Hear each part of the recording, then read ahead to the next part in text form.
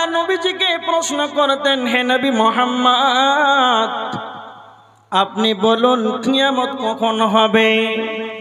সূরা আরাফের 187 নম্বর আয়াত।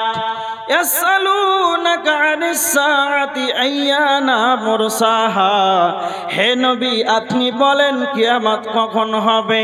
তো নবীজি বলছেন, হাদিসের ভিতরে এসেছে, নবীজিকে যেমন প্রশ্নকারীরা প্রশ্ন করে যে আপনি বলেন কিয়ামত কখন হবে, তো নবীজি বলেছিলেন, তোমরা যেমন জানো না যে কিয়ামত কখন হবে, তাই আমাকে তোমরা প্রশ্ন করেছো, কিন্তু প্রশ্নকারী যেমন জানে না আর যাকে প্রশ্ন করা হচ্ছে সেও বলতে পারবে না।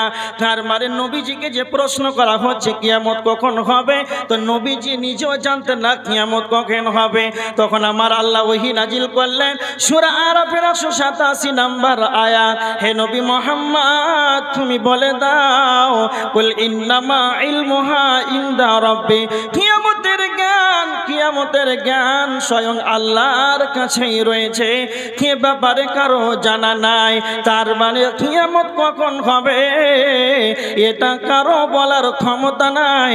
আল্লাহ নবী তখন তাদেরকে বলে দিলেন কোরআনের আয়াত, কুল ইন্নামা ইলমুহা ইনদা রাব্বি, এই কিয়ামতের জ্ঞানটা স্বয়ং আল্লাহর কাছেই রয়েছে। সারা পৃথিবীর যতগুলো মানুষ এসেছিল আর আছে আর আসবে, আমি সবাই কাউকে আল্লাহ এই খবরটা দেয় নাই কত সালে হবে, কোন মাসে হবে, কিন্তু বারের খবরটা বলা আছে শুক্রবারের দিন কিয়ামত হবে। তো কত সালের কোন মাসে কোন দিনে কোন সালে হবে এটা কারো বলার ক্ষমতা নাই। আর একটা প্রমাণ দেন, সূরা লুকমানের 34 নম্বর আয়াত, আল্লাহ সুবহানাহু ওয়া তাআলা বলেছেন, ইন্নাল্লাহা ইনদাহু ইলমুস সাআ, কিয়ামতের খবর স্বয়ং আল্লাহর কাছেই রয়েছে। খুব ভালো করে শুনে নেন, পাঁচটা জিনিস পৃথিবীর কারো বলার ক্ষমতা নাই, পাঁচটা জিনিস পৃথিবীর কারো বলার ক্ষমতা নাই।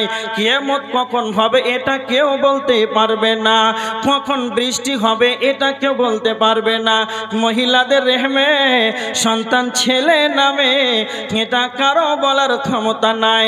নাম্বার 4, আগামীকাল কি উপার্জন করবে কি খাবে এটা কারো বলার ক্ষমতা নাই।